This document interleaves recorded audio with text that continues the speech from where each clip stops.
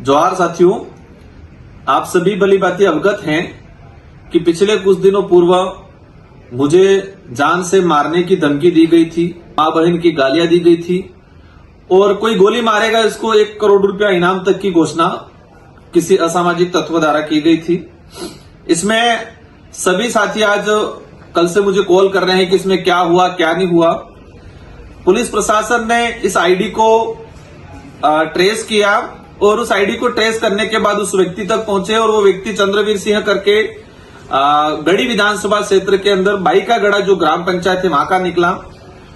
और जो मैंने और प्रशासन का हमारा जो शुरुआती दृष्टिकोण था कि कोई मतलब जवान आदमी या कहे कि इस तरह का कोई लड़का इस तरह का कोई होगा, लेकिन इस घटना में जो गिरफ्तार हुआ है चंद्रवीर सिंह 65 साल की उम्र का व्यक्ति है।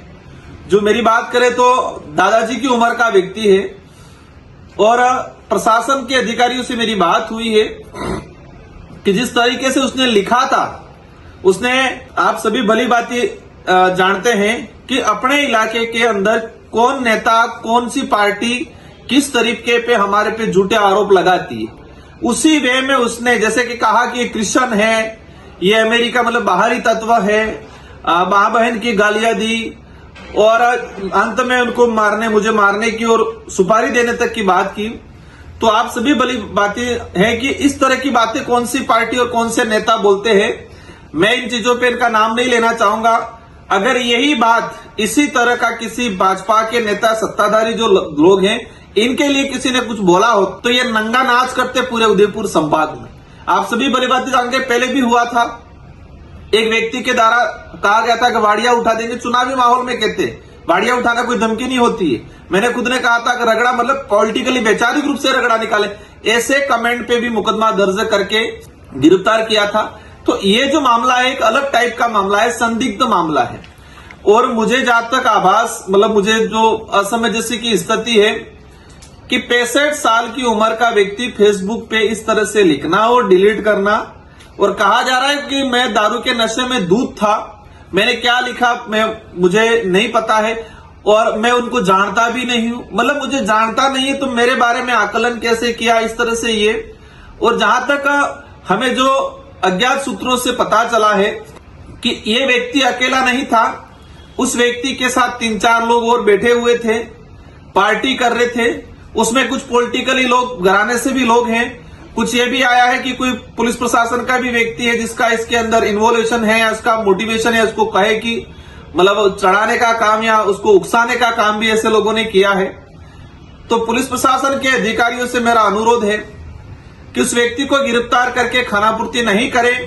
ये व्यक्ति कमेंट किया, मेरी जो कहे कि मैंने जो प्रेस कॉन्फ्रेंस की थी 7 तारीख को, प्रेस कॉन्फ्रेंस मैंने सुबह 11 बजे की थी, 11 साढ़े 11 बजे। अगर प्रेस कॉन्फ्रेंस के दौरान ही इसने ट्वीट किया है तो आप सभी जानते हैं कि सुबह 11 बजे 65 साल की उम्र वाला व्यक्ति कैसे बिल्कुल शराब के नशे में धुन हो सकता है।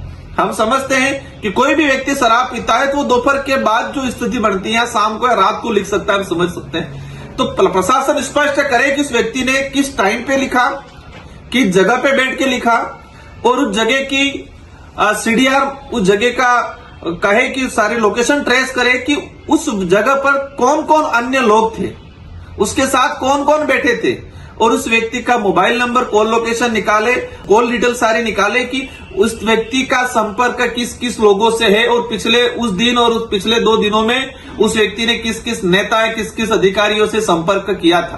किसी के भी गले नहीं उतर रही है कि 65 साल का व्यक्ति अकेला बैठ के इस तरह से लिखे, ये कहीं भी किसी के गले नहीं उतरती है। इसके साथ कौन लोग बैठे थे वो तो पट्टी पढ़ाया होगा। अगर उसने लिख भी दिया था तो 65 साल का आदमी अचानक यहां से भाग के सुनने में आया कि मध्य प्रदेश मुंबई की तरफ चला गया। तो मेरा जहां तक मानना है वो भागा नहीं, उसको भगाया गया और भगाने वाले वो लोग थे जिसको इसको उकसाने वाले थे, उसके साथ में बैठ के लिखने वाले या खुद लिखने वाले या लिखाने वाले लोग थे। ऐसे लोगों की भी गहनता से जांच होनी चाहिए। अगर इस व्यक्ति अकेले को खानापूर्ति करके आप इसको मैं तो कहता हूं दादाजी क्या उम्र है, मुझे भी मतलब कहे कि दया टाइप, लेकिन इस व्यक्ति के पीछे कौन चेहरे हैं, किसका हाथ था, ये जानने की जरूरत है। गहनता से जांच होनी चाहिए। मैं मीडिया के साथियों के माध्यम से शासन प्रशासन से अनुरोध करना चाहूंगा कि ये हरकतें फिर कोई कर सकता है, और हरकतें ही नहीं, कभी कोई हादसा भी कर सकता है। तो इसके पीछे कौन लोग थे, इनके सबकी सीडीआर, उस व्यक्ति की सीडीआर मंगाई जाए, उसका कॉल लोकेशन उस समय कहां था, और पुलिस पर अधिकारी किस टाइम पे लिखा, किस जगह पे बैठ के लिखा, और उसकी कॉल लोकेशन, कॉल डिटेल सार्वजनिक करे, और एज ए परिवादी के रूप में मुझे भी अवगत कराए।